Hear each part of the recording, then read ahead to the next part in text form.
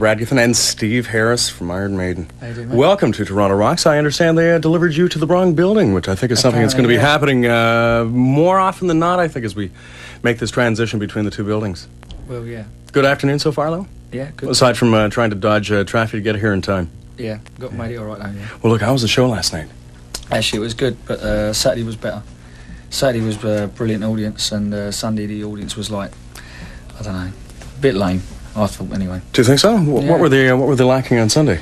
Well, the people at the sides were sort of sitting down a lot of the time, and Bruce was screaming at them to get up, and they were still looked like they were nailed to their seats. So, in fact, it had quite a good effect because we got so mad, got so much adrenaline going that, I think we sort of, played harder or something, That's got to have a big effect on you guys on stage. I mean, with an interactive audience, it must help so much more. Oh, yes. I mean, it's all about, them sort of reacting really good, and then, sort of like a circle, really. They react more and we get into it more and so on, Where was Toronto in relation to the rest of the tour? Well, say Saturday night was brilliant, so it was like as good, if not better, than, most places. Mm-hmm. And tour itinerary-wise? Sunday night was like, Tour itinerary-wise, where are you? Well, we're getting towards the end of the tour now. We started in September in Eastern Europe, did all the rest of Europe up till Christmas, and the States started in January, and we finished May the 2nd at Irvine Meadows, LA, and then it's Japan after that. So you still have a ways to go. Yeah. A few miles to go on the tires there. Yeah, a few weeks, yeah. Describe the show. I know you had a little bit of a chance taking with Somewhere in Time, the album itself. How did the show change from the last time round? Well, we based it around a sort of a futuristic type thing. Eddie's like a Blade Runner type Terminator sort of figure, and complete with laser battle. Yeah, that's right. And we had like all these inflatables, sort of spaceships and stuff, and spacemen hanging out there. And someone said it looked a bit like Pink Floyd type of thing, which I'll take that as a compliment, actually. Yeah. And all the rest of the show, like we had like these things where at the end where me and Bruce stand and the hands come up, and Eddie's underneath Nico's drum kit. It goes right up in the air, and it's like the hands come up, and me and Bruce are standing in the hands, and so it's quite a show. Was the audience really into that? Oh yeah. Yeah, they must have been amazed by that. But you've got some phenomenal technology in the show that's on the world tour right now. How much equipment do you have? Oh, I don't know. I don't know exactly, how many tons of it there is or whatever, but it's about 8 trucks worth, I think. 8 trucks you haul around with? Yeah. Wow. 8 trucks to haul these kind of tunes right here. This is Iron Maiden and Wasted Years on Toronto Rocks.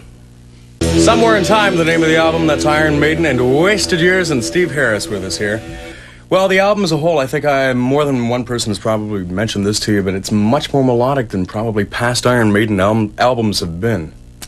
Possibly, yeah. You as a writer, I've always felt that the other stuff is pretty melodic as well, but I don't know. Yeah, some people have said that, and I don't know. Maybe it's because we had like 6 months off after the last tour. The last tour was like a year long, and we were all knackered at the end of it. So we had 6 months off to recuperate, recharge the batteries, and I think maybe it just made it a bit fresher and maybe, maybe more melodic. Do you think it's a musical direction that you might pursue consciously for the next album? I don't know. The one conscious thing we will pursue a bit more is that we used guitar synths and that on this album. Maybe that added it to, as far as like the melodic thing or whatever. We're definitely going to use them again because we really like the sound, made the sound a bit more richer or whatever, and just I like the way it sort of coloured the material, I wish we sort of used them on earlier albums now, so who knows, That's a good thing about it, really. I think that's the exciting thing is you never really know what the next one's going to be like. Each album's been a bit different, and I think the next one will probably, hopefully, be different again. 1 or 2 albums that sounded the same sort of thing. How flexible do you think the fans are as far as following the trends of Iron Maiden as it evolves?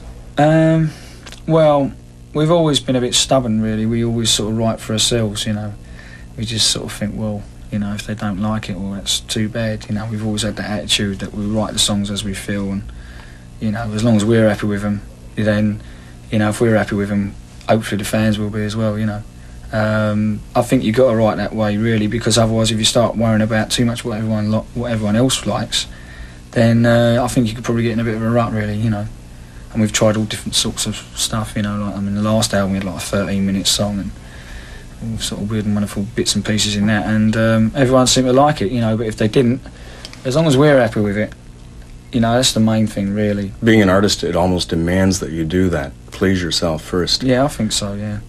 How do you picture your fan? Do you, a fan, I'm talking in the singular because I would imagine you almost have to picture them singularly to know how you're relating to them eventually. Do you have a mental picture of who you're singing to? How would you describe an Iron Maiden fan?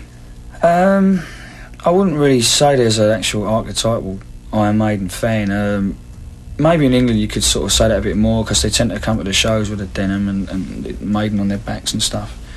Whereas, you know, in Canada and America and that, they're not so much like that, you know. I mean, some of them are, but, you know, there seem to be all sorts of people really, you know, that come to the gigs over here. So, in England, yeah, you could say, well, maybe a bit typecast, the fans, but I don't think they are over here particularly. Well, wherever the Iron Maiden Show Somewhere in Time tour goes, I'm sure they're going to love this. And I'm sure the folks on Sunday night had a great time, too. They were probably just amazed and in awe of the show itself, which got raving reviews throughout Toronto here, especially from the newspapers. Specifically, the Toronto Sun wrote all weekend long about loving the shows. And certainly everybody that was there will be back when you guys come back into town, and we thank you very, very Thanks much.